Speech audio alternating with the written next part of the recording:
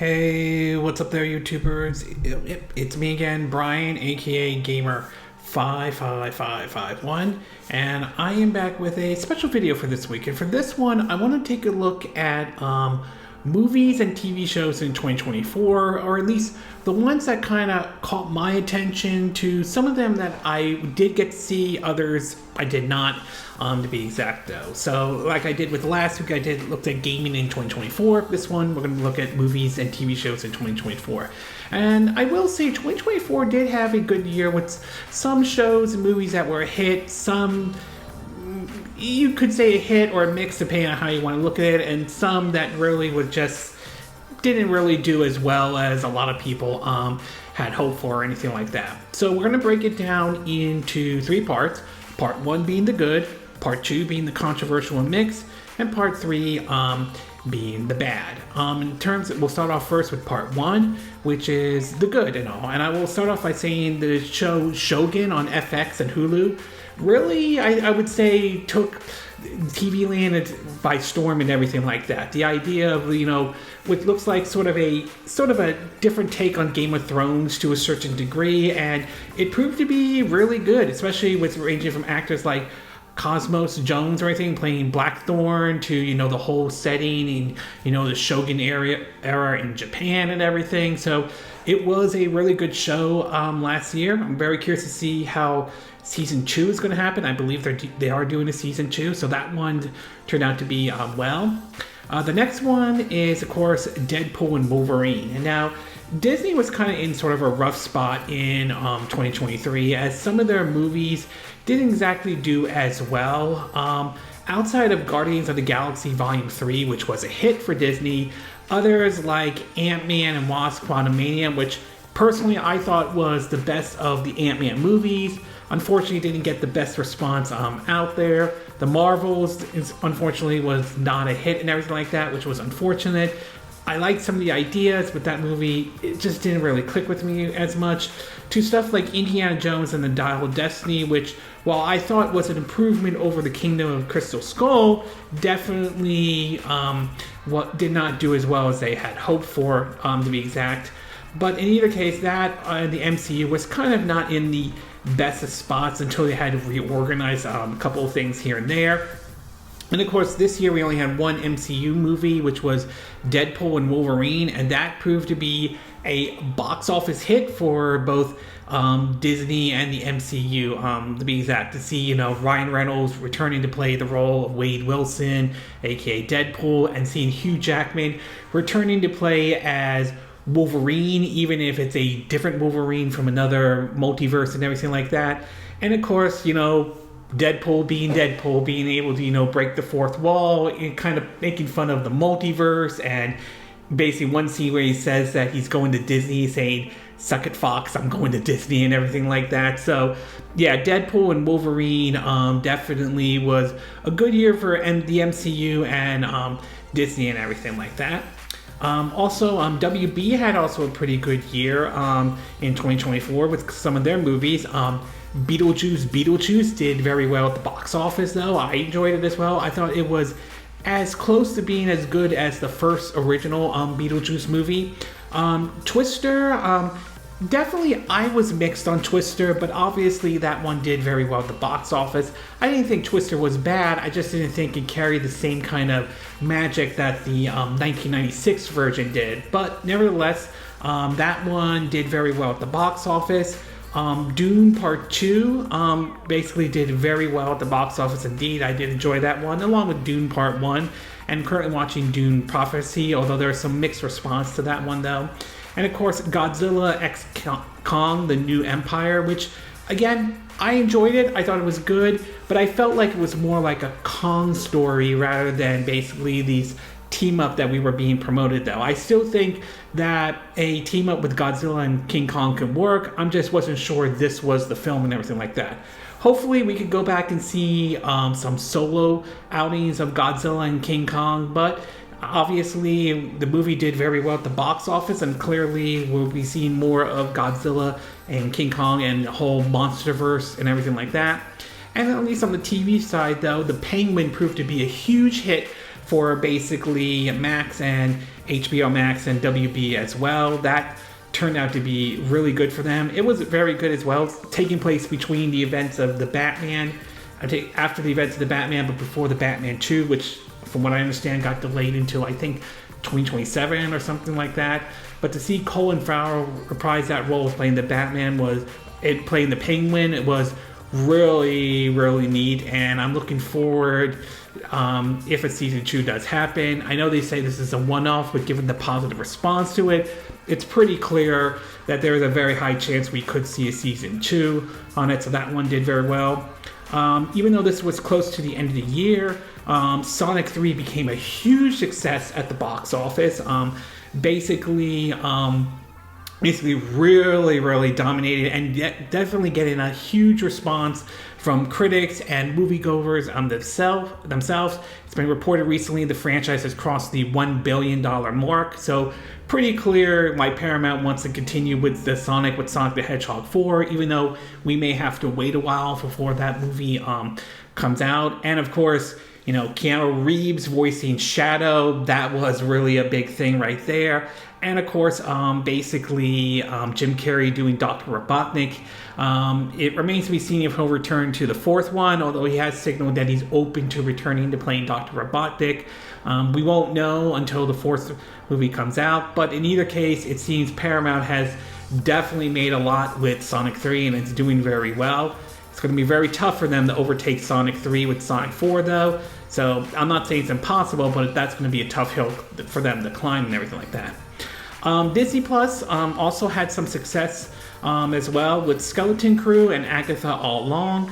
I was a little mixed with Agatha All Along. I thought it was alright. I mean, I didn't hate it, but I just didn't feel like it overtook WandaVision in any way. But it definitely did very well for Disney Plus. And of course, I'm currently watching The Skeleton Crew, and that one seems to be, pretty good. I could definitely see how some people are kind of looking at this sort of like The Goonies to a certain degree, and yeah, you could see some comparison with it and everything like that. So yes, obviously Skeleton Crew and Agatha All Along were a hit for Disney Plus and everything like that. Of course, Gladiator 2, the sequel to the long-awaited first Gladiator movie that came out back in like 24 years ago in 2000. That one did very well at the box office. Unfortunately, I have not seen Gladiator 2 or Gladiator, but I've heard some pretty good things about it though. But in either case, that one did very well at the box office. And last but not least, the Fallout TV show on Amazon. When I heard about it though, I wasn't 100% sure how that show will do and everything like that. I was sort of a bit concerned. Then the first trailer dropped and I thought, okay, this actually could be good and everything like that. And when after finally seeing the first season, I came away very pleased with that show though. Clearly, I think they did the right thing. Having it take place in the Fallout universe would tell its original story rather than trying to retell, Fallout 3 or 4 or anything like that. Though, so it certainly was nice indeed. I thought the Ghoul was who stole the show. The Ghoul stole the show the most. I liked the character, the Ghoul, especially the one scene in which looks like a shootout in a town and all. It felt like watching something out of a Quentin Tarantino film and everything. So that one's really good though. I'm glad a second season's coming though, and I'm looking forward to seeing how the second season plays out and everything like that. As far as in terms of part 2 with the controversial and the mix, I will say there are only really two things that I can see that were considered controversial and mixed, at least in my view and everything like that. The first one has to do with Mufasa, if I'm saying the name correctly, the prequel to The Lion Kings, which apparently seemed to have gotten off to a rough start at the box office and everything like that. Some of that had to do with, competing against Sonic the Hedgehog 3, as supposedly it got off to a rough start here in the US, but internationally it seemed to have fared well. This was before Sonic 3 went out into theaters and everything like that, so it definitely got sort of the rough response, but it seems to be doing okay now at the box office, at the very least for the holidays and all. So, obviously some things didn't go as well as they hoped for, but it looks like it's doing all right.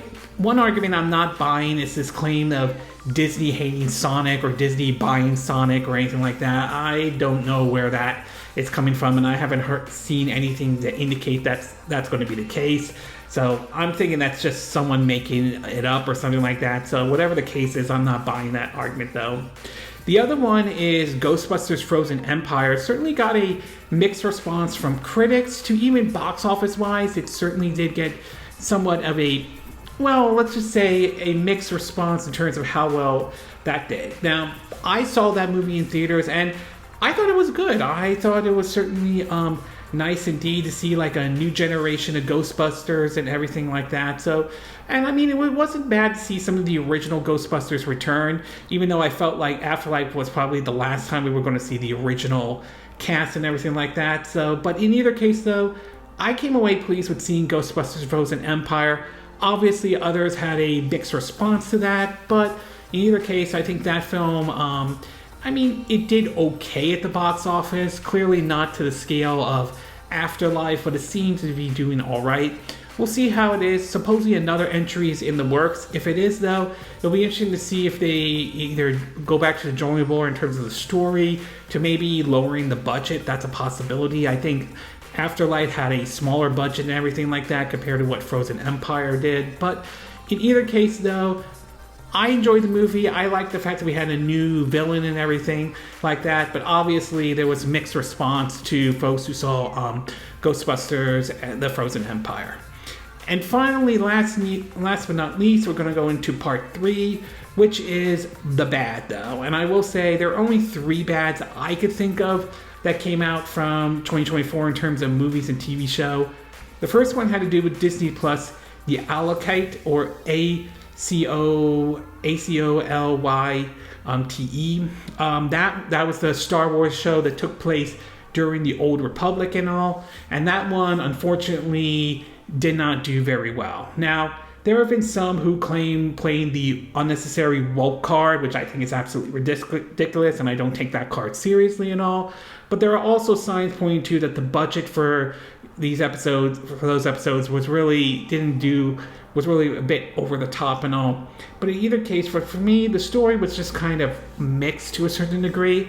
I like the idea of it taking place in the Old Republic and seeing what things are before, the rise of folks like Emperor Palpatine and Darth Vader. But the story just didn't click with me as much as I had hoped for and everything like that. So for me, it didn't exactly do as well, basically, as some had hoped for, though, which is really unfortunate indeed, though. I hope this doesn't discourage them to consider looking at maybe other stuff in the Old Republic or anything like that. Maybe they'll go back to the drawing board, maybe they'll re-examine some things. But in either case, though, the Star Wars, the Acolyte, if I'm saying the name correctly, unfortunately bombed or got canceled at all. The next one has to do with the Borderlands movie, then. Boy, did that bombed really, really hard and all. That one, yeah, I would say when reading some of the announcements and everything like that, I wasn't really 100% sure. The first trailer, the trailers that were shown really did not do anything to convince me to see this movie and everything like that, despite the fact that it was casting, Jack Black doing Claptrap and everything. And when the movie came out, the reviews were not that great, to the film just bombing really, really bad at the box office, to the point that they pulled the film out of the box office very, very quickly, though. To even the point that Randy Pitchford tried to white knight and defend it, even going after people who criticized it, which also I don't think also helped either. But it also kind of put Take-Two Interactive in a different position. While the film may have generated more interest in the video games, though, it seems Take-Two will basically be very picky about what they turn into like a movie or TV show going forward. And I don't foresee this one getting a sequel or anything like that. I think it's most likely this one's dead. If another movie does happen, it's going to have to be a full-on reboot or take the animated approach or something like that, like we've seen with some of the shows on Netflix. If they decide to take that approach, that might work. That might work, though. But in either case, though, Borderlands movie did not do as well as I'm pretty sure Lionsgate and Take-Two. I think that's Studio Lionsgate or whichever movie studio though, but Take-Two and all did not go as well as they had hoped for, and I do wonder if they do try to do a reboot, if they learn any from mistakes from this in any shape and any form. And last but not least has to do with Halo on Paramount Plus. Now, the response to the show, though, was definitely mixed, as some did enjoy it, some really hated, or some of the directions they were going with. Though, the first season definitely had a very mixed response to a lot of folks. The second season, I felt like, was an improvement, but still not there and anything like that. Well, unfortunately, despite doing 2 seasons, though, it seems as though Paramount has sort of pulled the plug on that show, and so it's unlikely we'll see season 3 on Paramount Plus. It does seem to indicate that the show could return, season 3 could return to maybe under a different network and everything like that, but whatever the case is, Halo on Paramount Plus definitely got the mixed response, and it's unlikely we'll see a season 3 on Paramount Plus. Like I said, maybe on another network, but I wouldn't be holding my breath or anything like that. So yeah, Halo on Paramount Plus was unfortunately canceled and everything like that. And all. Okay, this concludes my look at movies and TV shows in 2024. And again, these are my opinion. What are yours? What are your thoughts about movies and TV shows in 2024? Were there any that you thought was a success in any way, though? Were there some of the shows that I mentioned? Do you think I was correct in saying like Shogun was a success? Deadpool Wolverine movie was a success in any way, though? Were there some you might have disagreed with me on in a certain degree? Like maybe how I felt like there was a mixed response to Ghostbusters, Frozen Empire and all. I mean, again, like, do you agree with what I said in this video? Do you disagree in any way? Or do you have your own opinion? As always, sound off on the comment section below. Let me know what you think. And if you do like this video, I hope you hit the like button. I would appreciate it. And I hope you do subscribe to my YouTube channel. If you do, make sure you hit the bell icon for notifications of any new videos I put up. Also, feel free to share this video if you want to. And feel free to donate to my channel if you like. You could do it through PayPal Me or Patreon or Steam Labs. Again, links will be in the description of this video, assuming you're watching this on YouTube. And I will see you again next time when I do another video. Hopefully that'll be soon. Until then, from Southern California, I wish you all a good day then. Bye.